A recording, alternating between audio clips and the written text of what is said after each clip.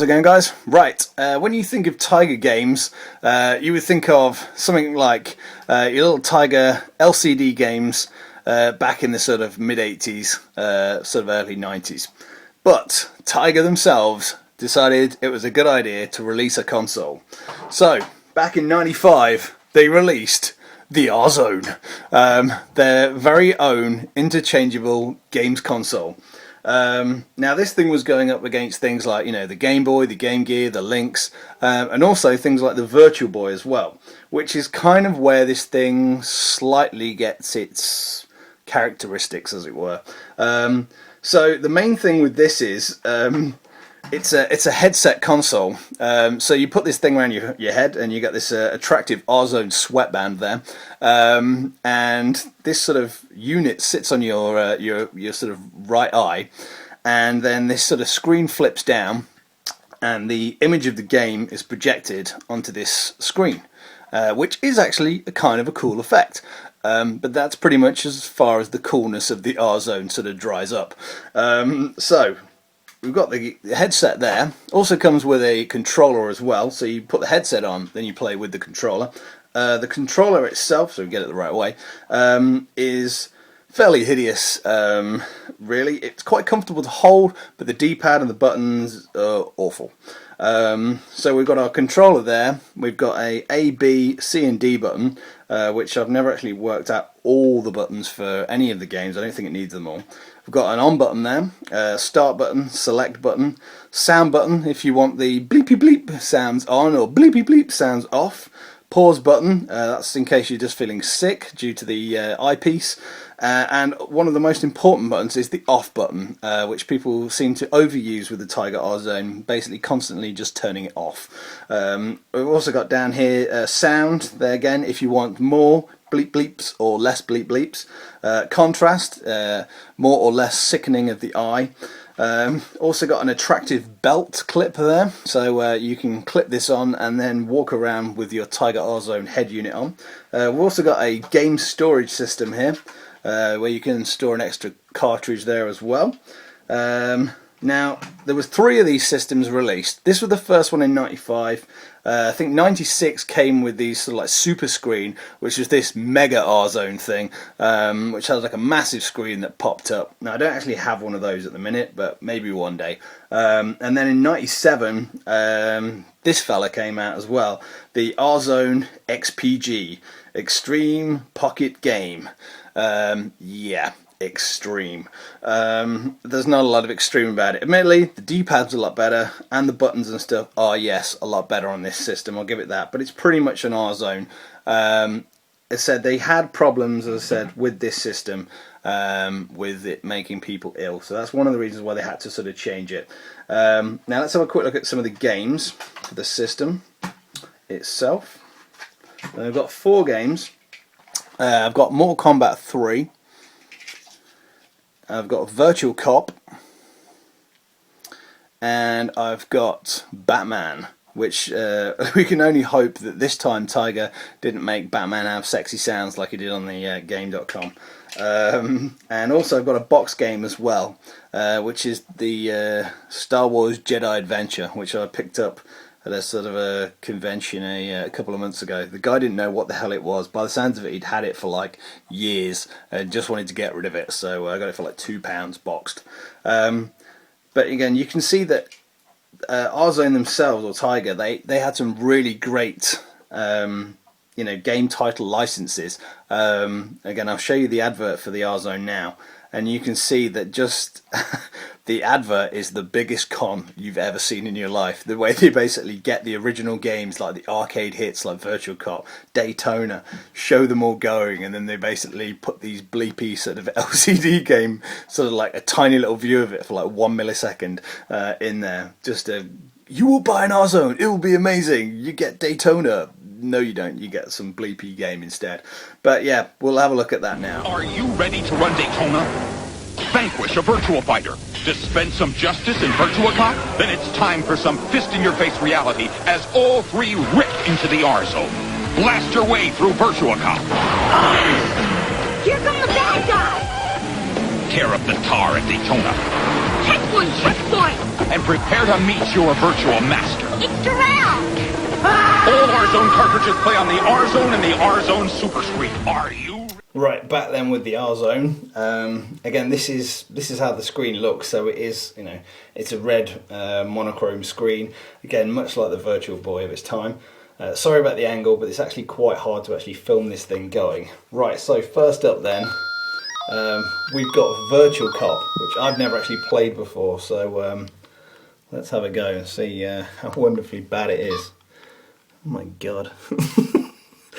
Alright, okay, this guy's shooting me on screen. I can't move. Okay.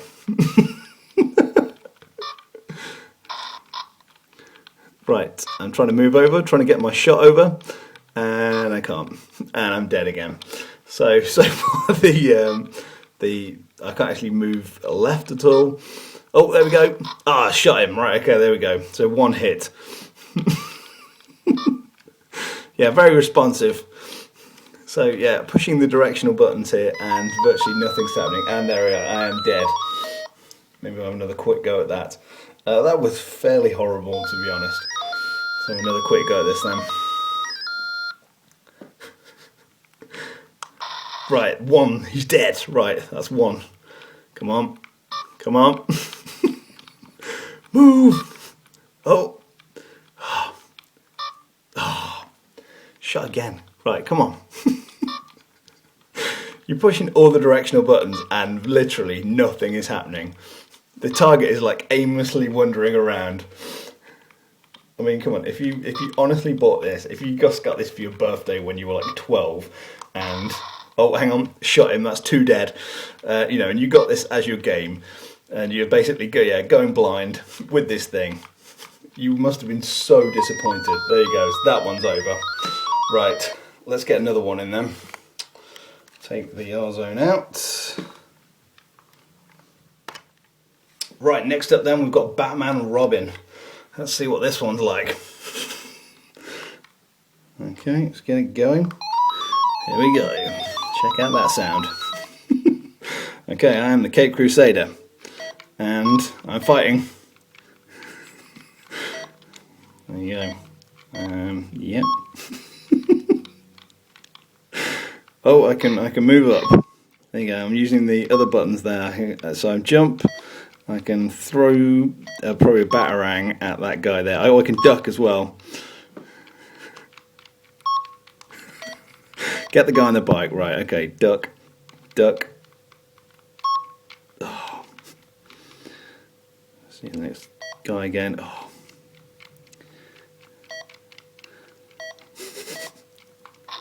Oh, you've got a back kick, right? Okay, then we've worked out back kick. Oh, I may have moved to the next stage. I have. Stage 2. Right, let's press the start button again. Oh, we're now on the bat bike then. It has actually got 2 levels. That is actually quite amazing for this machine. Ooh, check out those motorbike sounds.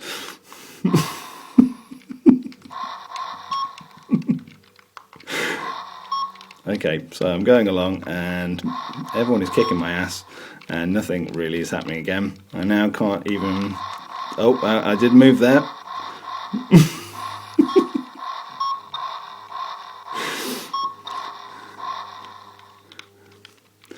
Just so unresponsive. That is the problem with this machine.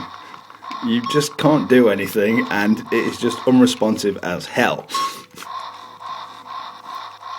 Well, there you go. I'm sure you get the idea of Batman then. Right, let's put the next one in. Mortal Kombat 3. Right, Mortal Kombat 3 then. Let's see how Tiger have bastardised this conversion. Right, here we go then. Right. Ooh, there's me on the right then, with a devastating low kick there. Oh, fireball, and I've been hit. I can jump. You can't duck. Let's get back in there with that devastating low kick. Seems basically my my main choice of attack there. Can actually win a round on Mortal Kombat. Come on! A punch and a kick combination there. Flying kick, coming back down. No, I'm stuck in the air. Come on, come and get a low kick. No, it's just stopped. Okay. There we go. So that really is the joy there of the Tiger R-zone in full effect. Right. Well, let's show you then the wonderful headset on and show you the blinding qualities of this system. Right. Let's have a look then at the Tiger R-zone on then. Right. So this lovely R-zone sweatband basically goes over your head like so, and this crazy thing with the sort of eye patch there goes on your head, making you kind of look like Dolph Lundgren out of Universal Soldier. Right, now conveniently, major design flaw number 1, the cable for the joypad goes across your face no matter what you do. It basically just won't, you can bend it out of shape, it keeps coming back, so this thing is permanently in your eye. Right, then you have to basically level this thing up, then you do get the image in front of you, which is actually kind of cool. And you can't really see the image, but I can, so that's kind of cool. Yeah, then you basically go and play it. So you start the game up, so let's get Virtual Cop working then. So we've got it going. So the problem is that now the image is over to the right here, so when you're looking at it, your eye kind of just drifts off into the right hand side. So basically it starts to, if you're not looking at it properly, you either close your eye and you're okay, but if your eye sort of like, you know, starts wandering over here, then you end up basically like half going blind, and it really starts to strain your eyes, which is one of the main reasons why they actually stopped selling this thing, because I'm doing quite well now on Virtual Cop. There you go, I've got the hang of it now. I've just killed like 4 people. So that's the reason why they sort of took it off the market, is because, you know, kids were like looking at it in funny ways, and yeah, it was basically just, you know, sending them, you know, mental, making them ill, making them sick, and you know, they just didn't really think about what they were designing at the time, to a degree, or the health implications after they actually made it. So looking at it, would I buy a Tiger R-zone? If you saw one, probably a garage sale or a car boot sale or a thrift store or wherever you are, and you saw it very cheap, you're a collector and you want to have a giggle, then yeah, probably buy one. Would you actually use it for real gaming? Definitely not. This thing really is the laughing, you know, stock of the gaming world. So yeah, Tiger handhelds, they were cool back in the day, but yes, the R-zone is just a horrible piece of gaming history that thankfully we can sweep under the carpet, and we'll never see anything as hideous as this again. So that's about it for me from my Tiger R-zone and my cable in my face. I'm going to try and have another game at Virtual Cop now, and if I do well, then I'll either see you in the next video or I'll be completely boz-eyed. Alright guys, thanks a lot for watching, and I'll catch you soon with some more reviews. That's it, man. Game over, man. It's game over.